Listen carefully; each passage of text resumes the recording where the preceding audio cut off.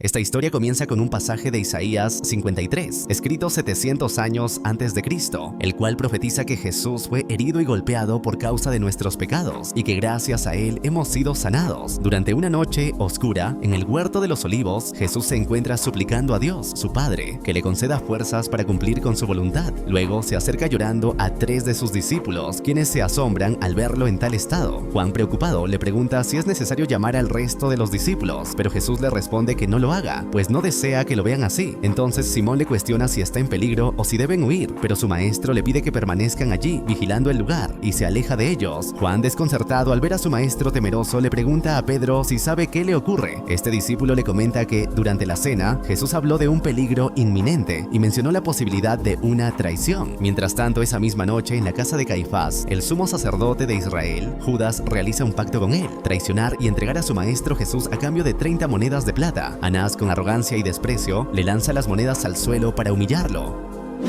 Mientras Judas recoge las piezas, los hombres del ejército del Sanedrín se acercan y le piden que los guíe hasta donde se encuentra Jesús. Regresamos al huerto de los olivos, donde los 3 discípulos permanecen atónitos al ver a su maestro actuar de manera tan inusual. En ese momento Jesús clama a su Padre para que lo libre de las trampas que le han tendido. Entonces se le aparece Satanás, quien lo desafía preguntándole si realmente cree que un solo hombre puede cargar sobre sus hombros el peso de todos los pecados. Al verlo, Jesús ruega a su misericordioso Padre que lo proteja, pues en él ha depositado toda su confianza. Satanás insiste, advirtiéndole que ningún hombre puede soportar semejante carga y que salvar a tantas almas tiene un precio demasiado alto. Sin embargo, el maestro continúa en oración y le pide a Dios que haga su voluntad y no la suya. El tentador le pregunta quién es su padre y quién es él. Jesús no cesa sus plegarias, pero Satanás le envía una serpiente. Entonces el maestro se pone de pie, fija su mirada en el maligno y decide aplastar la serpiente con su pie. En ese instante Satanás desaparece y Jesús observa cómo se acercan antorchas encendidas. En ese momento llegan los hombres del ejército del Sanedrín, guiados por Judas, quien los ha conducido hasta Jesús. El maestro, sorprendido, les pregunta a quién buscan. Uno de ellos responde que han venido por Jesús de Nazaret. Al ver esto, Judas intenta escapar, pero se lo impiden. Judas, para confirmar a los guardias que están frente al hombre que buscan, decide darle un beso en la mejilla a Jesús, un gesto que simboliza la traición hacia su maestro. Jesús le pregunta, ¿con un beso entregas al Hijo del Hombre? Juan, Pedro y Simón quedan atónitos ante semejante escena. Pedro intenta intervenir en defensa de su maestro, mientras Juan y Simón logran escapar. Jesús observa en silencio cómo su traidor se aleja. En su intento por protegerlo, Pedro hiere a un guardia en la oreja con su espada, pero pronto es rodeado por los soldados. Jesús se acerca al guardia herido, coloca su mano sobre él y sana su herida. Luego se dirige a Pedro y le pide que arroje la espada, advirtiéndole que quien a espada mata, a espada morirá. El guardia, sorprendido por el acto de compasión, queda sin palabras. Aún así, los demás soldados apresan a Jesús sin que el hombre sanado intervenga. Uno de los guardias comienza a golpear al maestro. Esa misma noche, María, la madre de Jesús, se despierta sobresaltada. María Magdalena, que está a su lado, le pregunta qué sucede. Ella, inquieta, responde que siente que esta noche es distinta a todas. La joven intenta tranquilizarla, diciéndole que esa sensación es como una vieja esclavitud de la que ahora han sido liberadas. En ese momento, Juan irrumpe visiblemente alterado y les informa que Jesús ha sido capturado. Mientras tanto, los guardias conducen a Jesús encadenado hacia la casa de Caifás. En el trayecto lo golpean brutalmente y al llegar a un puente lo arrojan al vacío. Desde abajo, Judas observa en silencio la terrible escena. De pronto, es sorprendido por una visión extraña y aterradora. Los soldados finalmente llegan a la casa del sumo sacerdote. Judas los sigue a escondidas. Anás se dirige a Caifás con firmeza y le dice que ha llegado el momento de poner orden. Entre la multitud presente se encuentra María, la madre de Jesús, quien, al reconocer a Pedro, se acerca a él llorando y lo abraza con fuerza. Instantes después aparecen 2 guardias romanos, entre ellos Casio, quienes preguntan qué está ocurriendo. María, desesperada, les implora que intervengan y los detengan, pues han arrestado a su hijo en secreto, en plena noche, con el propósito de encubrir un crimen. Repite su ruego varias veces con creciente desesperación. Casio, confundido, le dice que no comprende lo que está ocurriendo y le pregunta a quién han arrestado. María grita que ha sido Jesús de Nazaret. En ese instante, un custodio de la casa de Caifás se acerca, empuja a María y le dice a Casio que esa mujer está loca, que el detenido es un criminal y que solo será interrogado, pues ha violado las reglas del templo. Luego se retira rápidamente. Acto seguido, el compañero de Casio le dice que deben informar de inmediato a Abinadar sobre la situación, antes de que surjan más complicaciones. Nuestro protagonista contempla a un hombre carpintero, cuya imagen le evoca un bello recuerdo, aquel día en que construyó una mesa, y su madre se acercó para observar su trabajo. Bromeando opinando sobre la falta de sillas. Luego, ella le pidió que se quitara el mandil y se lavara las manos antes de ir a comer, pero él, entre risas, jugó arrojándole un poco de agua. El recuerdo se desvanece y al levantar la mirada ve a su madre, quien sufre al contemplarlo en esa situación. Por otro lado, Abenadar se presenta en la casa de Poncio Pilato para informarle sobre un problema surgido en los muros, ya que Caifás ha arrestado a un profeta de Galilea odiado por los fariseos. Claudia Prócula, sorprendida al escucharlo, le pregunta de qué está hablando. Mientras tanto, en el templo, Anás pregunta quién es el mendigo encadenado que han llevado ante ellos.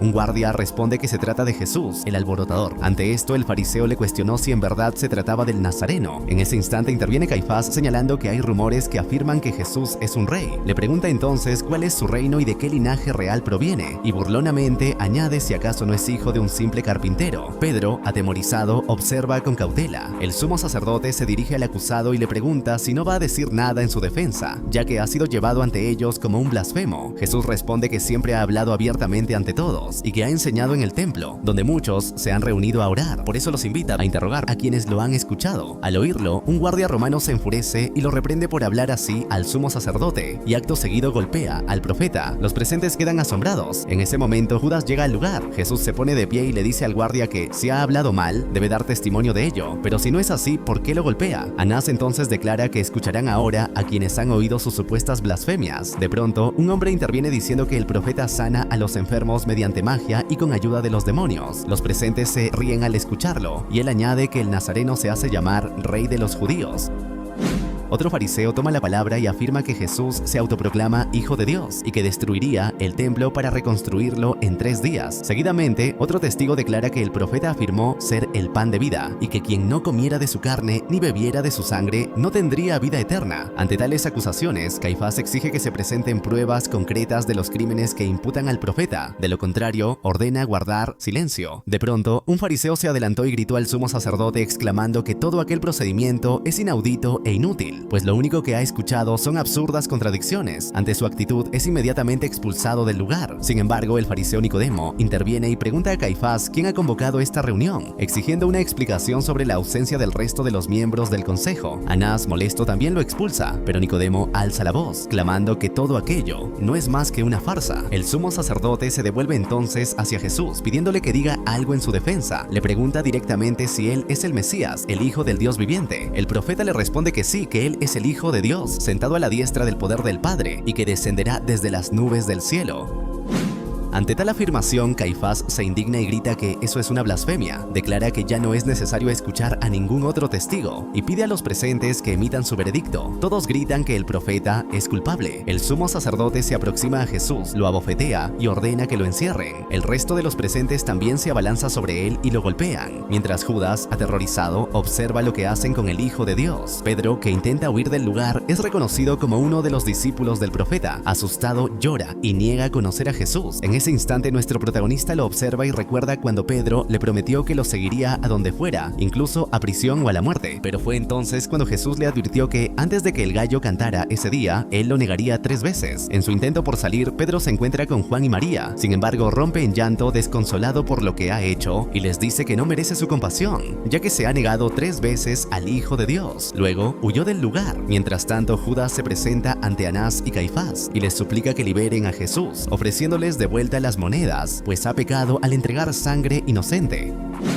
El sumo sacerdote rechaza cualquier trato y le ordena marcharse, pero antes el traidor arroja las monedas frente a ellos. Más tarde, en las afueras del templo, unos niños que juegan lo observan y se acercan a molestarlo. Judas, enloquecido, comienza a ver demonios en esos niños. Al día siguiente, en las montañas, un grupo de niños lo persigue burlándose, diciéndole que está poseído por demonios. Todo parece calmarse por un momento, pero al voltear la mirada, Judas ve que está junto al cadáver de un animal. Toma la cuerda del animal, la ata a un árbol y decide colgarse, poniendo fin a su vida. Por otra parte, Claudia se dirige a Poncio y le suplica que no condene al Galileo, asegurando que se trata de un hombre santo. Le advierte que, de hacerlo, desatará la desgracia sobre sí mismo. Sin embargo, Pilato le responde con amargura que su verdadera desgracia es ver su entorno colmado de escoria. Los fariseos han llevado a Jesús ante Poncio Pilato, gobernador romano de Judea. Molesto, él les pregunta por qué han maltratado al prisionero antes de haberlo juzgado y les exige que le expongan con claridad las acusaciones en su contra. Caifás interviene, afirmando que se trata de un delincuente. Ante esto, Pilato los confronta y les pregunta por qué no lo juzgan conforme a sus propias leyes. El sumo sacerdote le responde que, según la ley romana, no tienen la autoridad para condenar a un hombre a muerte. Sorprendido por la gravedad del castigo solicitado, Pilato les exige que le digan qué crimen ha cometido para merecer semejante sentencia. El sacerdote asegura que Jesús ha violado las normas del templo, predicando doctrinas contrarias y blasfemias. Pilato, desconcertado, les recuerda que hace apenas unos días lo recibieron como un profeta y ahora claman por su muerte. Les exige entonces una explicación lógica para tal contradicción. En ese momento interviene Anás, alegando que el crimen más grave de Jesús es haberse convertido en el líder de una gran secta que lo proclama como el hijo de David y que él mismo se hace llamar el Mesías, el rey prometido al pueblo judío. Pilato ordena que acerquen a Jesús y, una vez a solas con él, le pregunta directamente si es el rey de los judíos. El profeta le responde con otra pregunta, si lo dice por convicción propia o simplemente repite lo que ha oído de otros. Acto seguido, el Hijo de Dios le afirma que su reino no pertenece a este mundo, pues de ser así sus seguidores no habrían permitido que lo entregaran a las autoridades. El gobernador insiste, quiere saber si realmente es un rey. Jesús le asegura que por ese motivo ha venido al mundo, para dar testimonio de la verdad, y que todo aquel que escucha la verdad es porque ha oído su voz. Más tarde, Jesús es presentado ante la multitud y Pilato declara que, tras haberlo interrogado, no ha encontrado en él ningún delito. Sin embargo, parte del público rechaza su conclusión. Entonces Poncio señala que, al ser Jesús originario de Galilea, está bajo la jurisdicción de Herodes Antipas, por lo que será él quien deba juzgarlo. Poco después, Caifás y los suyos presentan al profeta ante el tetrarca de Galilea. Al verlo, Herodes no tarda en preguntarle si es cierto que tiene el poder de devolver la vista a los ciegos y resucitar a los muertos. Jesús guarda silencio, mientras Herodes se aproxima, intrigado, cuestionando si él es aquel cuyo nacimiento fue anunciado tiempo atrás, y si en verdad es un rey. Le pide entonces que realice un milagro para él. Al no obtener respuesta, Herodes se burla de él y ordena que lo retiren de su presencia. No obstante, declara que este hombre no es culpable y concluye que en realidad está loco. Por otra parte, en el interior del palacio de Pilato, este conversa con Claudia y le confiesa su creciente preocupación. Le revela que durante años ha dedicado su vida a sofocar rebeliones y mantener el orden, y ahora se encuentra en una encrucijada. Si se niega a condenar a Jesús, el sumo sacerdote provocará una revuelta, pero si lo condena serán los seguidores del Nazareno quienes iniciarán la insurrección. En ambos escenarios, la sangre será inevitablemente derramada. Además, le confiesa que César lo ha advertido en 2 ocasiones. La próxima sangre que se derrame podría ser la suya. En ese instante, la conversación es interrumpida por Abenader, quien llega con noticias urgentes. Informa que Herodes se ha negado a condenar al Nazareno, por lo que será trasladado nuevamente al palacio, y para ello se requerirá de refuerzos. Poco después, Pilato se presenta ante Jesús y una multitud de personas reunidas frente a él. Informa con solemnidad que el tetrarca de Galilea no ha hallado culpa alguna en este hombre y declara que él mismo tampoco encuentra razón para condenarlo. Sin embargo, sus palabras provocaron una fuerte reacción de rechazo entre los presentes. Ante el creciente descontento, el gobernador coloca frente a la multitud a Barrabás, un asesino reconocido, y propone que sean ellos quienes decidan a cuál de los 2 prisioneros liberar, a Barrabás o a Jesús llamado el Mesías. De inmediato, Caifás señala al profeta y lo acusa de ser un criminal, afirmando que no es el verdadero Mesías, por lo que solicita que se libere a Barrabás. La multitud comienza a pedir la liberación del asesino en lugar del profeta. Pilato, cediendo ante la presión popular, accede a su petición y deja en libertad a Barrabás. Luego, dirigiéndose nuevamente al pueblo, les pregunta qué desean que haga con el Nazareno. Sin dudarlo, el sumo sacerdote exige que sea crucificado, y la multitud, enardecida, respalda la solicitud con fervor. Pilato, visiblemente perturbado, observa a su esposa, quien lo contempla desde una ventana del palacio. Entonces declara que el castigo para Jesús será únicamente la flagelación, tras lo cual será puesto en libertad. No obstante, la multitud rechaza esta decisión con indignación. A pesar de ello, el gobernador ordena a Abenader que se asegure de que el castigo sea severo, pero que bajo ninguna circunstancia permita que el prisionero sea asesinado. Posteriormente, el profeta es conducido para recibir su castigo. Los soldados se burlan de él y con sarcasmo le piden que obre el milagro de salvarse a sí mismo mientras se preparan para azotarlo. Antes de que comience la flagelación, Jesús eleva su mirada al cielo y habla con su Padre, diciéndole que su corazón está listo. Luego comienza a recibir latigazos. Durante el castigo aparece la figura de Satanás detrás de los fariseos,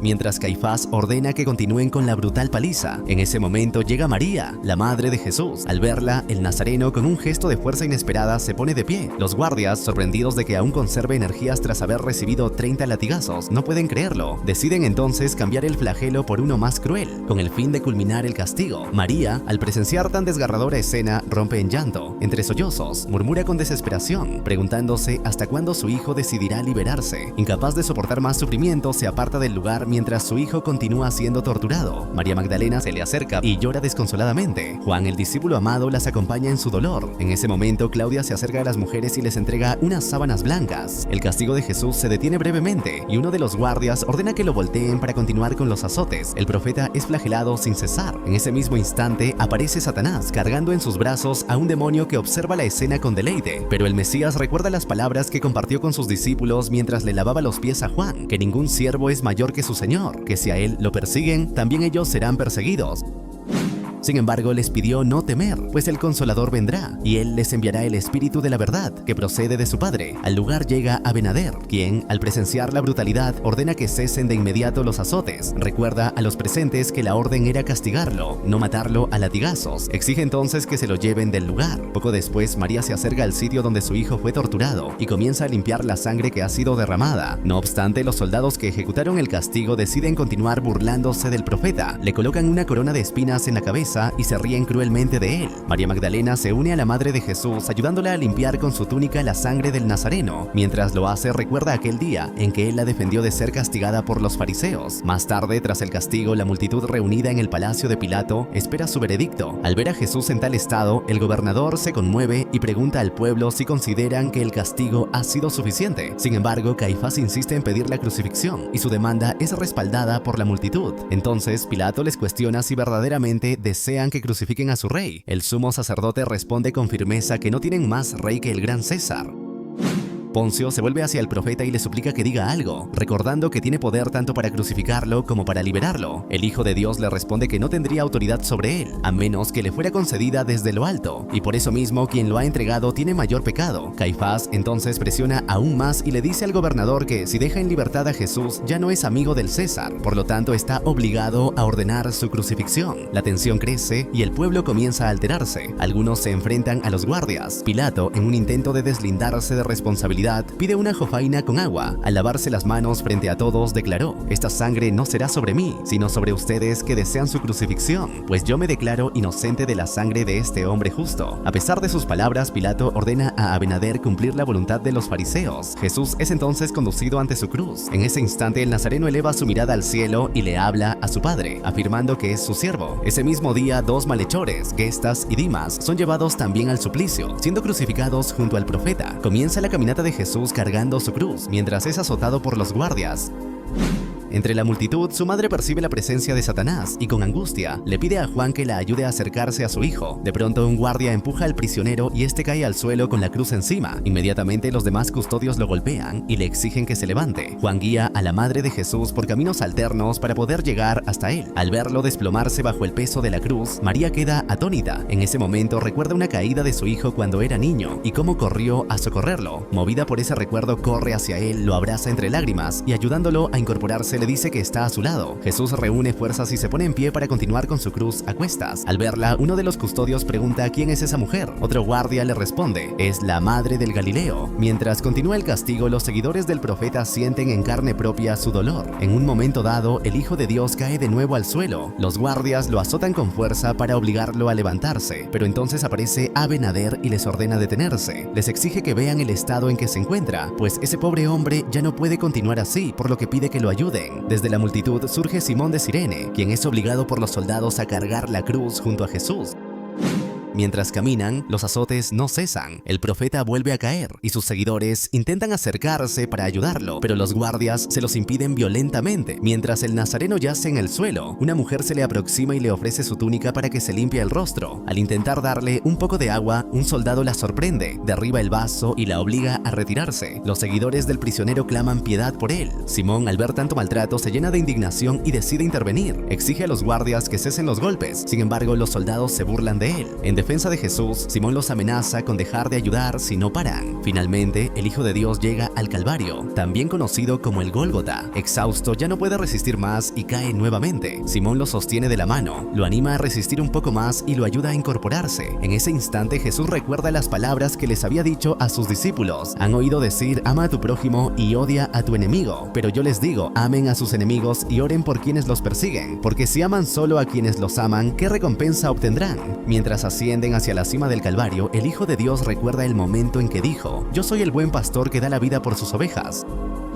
Nadie me la quita, sino que la entrego por voluntad propia. Tengo autoridad para darla y también para retomarla. Este es el mandato que he recibido de mi Padre. Jesús cae al suelo por última vez antes de ser crucificado, y Simón es apartado de su lado. María, Juan y María Magdalena llegan al lugar. Al verlos, nuestro protagonista encuentra fuerzas para ponerse de pie. Los soldados comienzan a despojarlo de sus vestiduras y lo atan a la cruz. Mientras esto sucede, el profeta recuerda la última cena con sus discípulos, cuando les dijo: ustedes son mis amigos, no hay amor más grande que dar la vida por los amigos. Ya no estaré con ustedes mucho tiempo, y a donde yo voy ustedes no podrán seguirme ahora. Por eso les dejo un nuevo mandamiento, que se amen los unos a los otros, así como yo los he amado. Llega el momento de la crucifixión. Clavan su mano izquierda mientras su madre y sus amigos lloran, impotentes ante tanto dolor. Jesús sigue recordando aquellas palabras que les dijo en la cena: ustedes creen en mí, saben que yo soy el camino, la verdad y la vida. Nadie llega al Padre si no es por mí. Para fijar su mano derecha, un soldado le ata una cuerda al brazo y la tira con fuerza, lastimando aún más. Al clavarla, el Hijo de Dios exclamó: Padre, perdónalos. Luego, los soldados preparan sus pies para atravesarlos con un clavo, y mientras lo hacen, parecen deleitarse con el sufrimiento del profeta. María sufre al ver a su hijo sometido a tanta crueldad, mientras él, con voz quebrada, ruega a su padre. No saben lo que hacen. Entonces, uno de los guardias ordena voltear la cruz. Los demás la levantan y la dejan caer con el cuerpo de Jesús ya clavado, continuando con la ejecución. Nuestro protagonista no puede dejar de pensar en la última cena. Recuerda cuando tomó el pan, lo bendijo y dijo: tomen y coman todos de él. Este es mi cuerpo que será entregado por ustedes. Luego alzó una copa de vino y añadió: beban todos, porque esta es mi sangre, sangre de la nueva y eterna alianza, que será derramada por ustedes para el perdón de los pecados. Hagan esto en memoria mía. A su lado, Gestas, crucificado junto a Jesús, y Dimas le grita con desprecio: si de verdad eres el Hijo de Dios, sálvate, demuestra quién eres. Los presentes estallan en burlas y carcajadas. Caifás se acerca al judío y le dice que él había afirmado que destruiría el templo y lo reconstruiría en 3 días. Sin embargo, expresa su incredulidad, pues observa que no es capaz de bajar de la cruz. Entonces lo reta: si en verdad es el Mesías, que descienda de ella, y solo así creerá en su palabra. Mientras tanto, el Hijo de Dios alza la mirada al cielo y le habla a su Padre: Padre, perdónalos porque no saben lo que hacen. En ese preciso instante, Dimas se dirige al sacerdote y lo insta a escuchar al profeta, pues está orando incluso por él. Luego, Dimas se vuelve hacia Gestas y le dice que ellos, a diferencia de Jesús, merecen el castigo que están recibiendo. Reconoce sus propias faltas y admite que su condena es justa, mientras que Jesús es inocente. Con humildad, le suplica al Hijo de Dios que se acuerde de él cuando entre en su reino. El profeta le responde con compasión: hoy mismo estarás conmigo en el paraíso. Gestas, en cambio, se burla de ambos, pero poco después es atacado por un cuervo como castigo a su irreverencia. Las horas transcurren lentamente, mientras los guardias se distraen jugando. El cielo comienza a oscurecerse, presagiando una tormenta. Al notarlo, muchos de los presentes empiezan a marcharse. María, envuelta en profundo dolor, fija su mirada en el malvado Caifás, pues sabe que todo su sufrimiento tiene origen en sus acciones. La madre de Jesús, entre lágrimas, se acerca a su hijo. Un guardia conmovido le permite el paso. Ella se postra a sus pies y los besa con ternura. En ese momento, Jesús le dice con voz débil que tiene sed.